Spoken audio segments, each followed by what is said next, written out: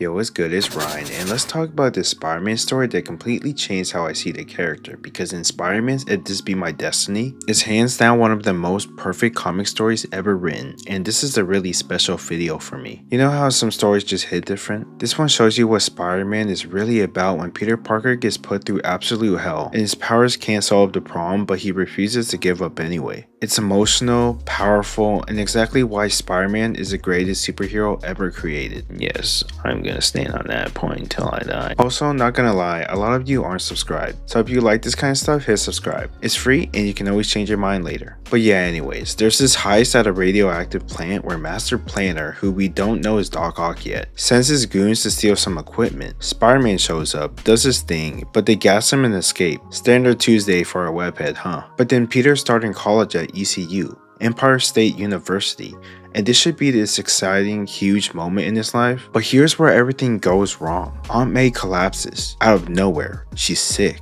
like badly sick. And Peter has absolutely no idea what's causing it. You ever felt that helpless before? When someone you love is hurting and there's literally nothing your powers, intelligence, or anything you can do will fix it? How do you come back from that? The person who raised you, who loved you unconditionally, is dying because of your blood. Yes, a radioactive particle of Peter's blood is the reason she is now ill. So Peter does what Peter does. He finds Dr. Kirk Connors and they discover this serum called ISO 36 that might save her. Except, plot twist, that stupid dumb bastard Doc Ock steals it from them. And then Spider-Man reasonably goes on an absolute rampage. Like, I've never seen Spider-Man this angry before. Leave me alone. Give me rent.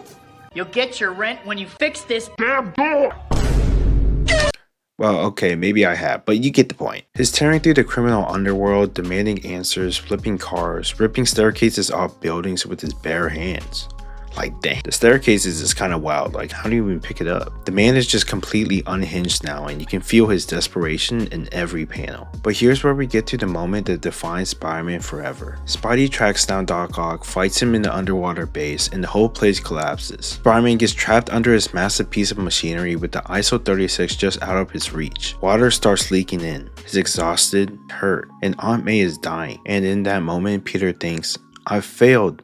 Just now when it counted the most, I failed. This is the scene that made me realize why Spider-Man is different from every other hero. Within my body is the strength of many men, and now I've got to call on all that strength. I must prove equal to the task, or else I don't deserve it. The way is unbearable. Everything's spinning. The ceiling's cracking. He's about to give up, but then he thinks about Uncle Ben, about Aunt May, about everyone counting on him. Anyone can win a fight when the odds are easy. It's when the going gets tough, when there seems to be no chance. That's when it counts. And then he lifts it. He lifts tons of machinery through sheer willpower and love. Not because this is the strongest, and not because he has the best powers, but because giving up isn't an option when people need you. Except the story doesn't let him off easy. The base is flooding. Doc Ock's men are everywhere, and Spider-Man still has to fight his way out while injured and carrying the serum. But he does it. He makes it out, gets back to Dr. Connors, and they rush to the hospital. Peter's barely holding it together now. He's being up, exhausted, but he's not stopping now. And then there's this moment with Betty Brant, Peter's girlfriend at the time, where Peter shows up to the Daily Bugle all bruised and battered, and Betty's horrified. She sees the state he's in, and it reminds her of her brother, who died because he wouldn't give up on his dangerous life. This is her breaking point. She can't handle loving someone who keeps putting himself in danger, reminding her of her own dead brother. So because of this, she runs away sobbing after breaking up with him. And yeah, it's kind of tragic, because Peter realizes he's no good for her, and thinks of the fact that if she feels this way about Peter Parker, imagine how she'd react if she knew he was Spider-Man. But then Peter has to get his photos to Jameson to pay for everything, and when he shows up, the fact that he's all beaten up makes Jameson actually excited about the photos. And here's where we see some real character growth. Peter actually stands up for himself for once, demanding $100 per photo or he'll take his business elsewhere. This is huge because Peter usually just takes whatever Jameson throws at him, but now he knows what he's worth. And the irony here is just kind of incredible.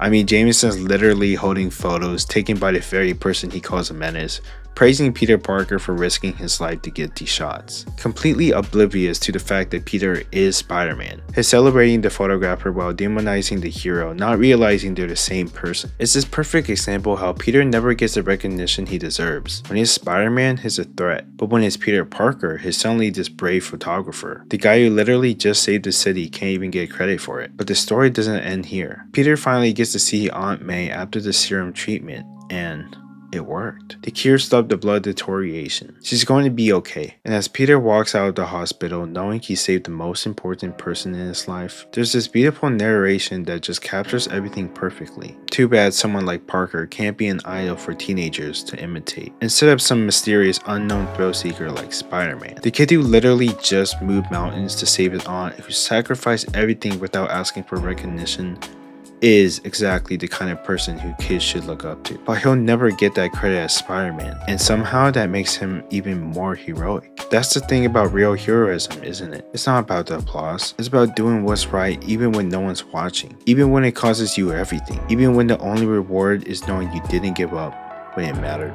most. You know, there's something about this story that goes way beyond just being a great comic. It's about stepping into who you're supposed to be, even when everything's falling apart. Peter Parker doesn't save Aunt May because he has spider powers. He saves her because he refuses to give up on the people he loves. Because he understands that with great power comes great responsibility. Not just to fight bad guys, but to never stop trying, even when the odds seem impossible. I've been thinking a lot about that lately. About purpose.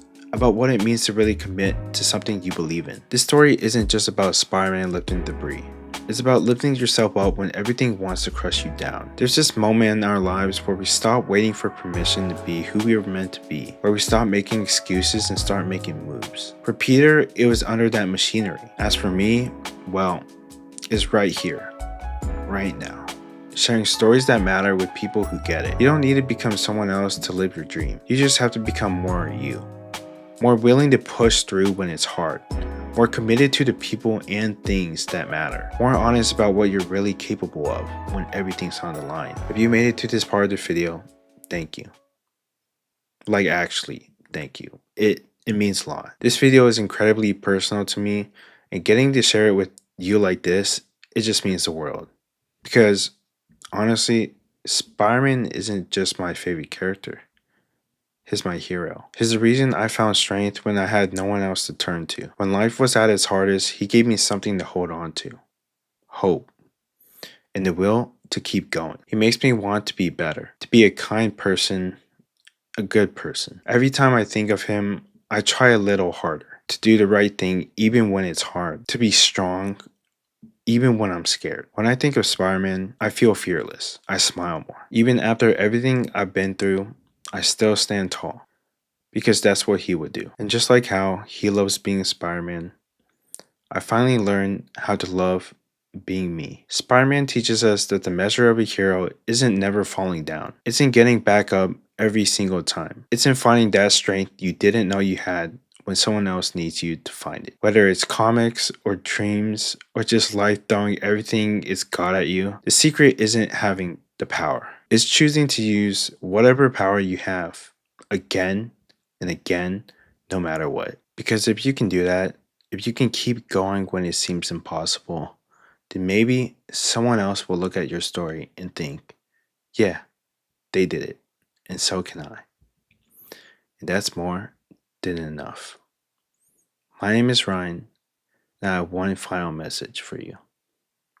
Believe in yourself.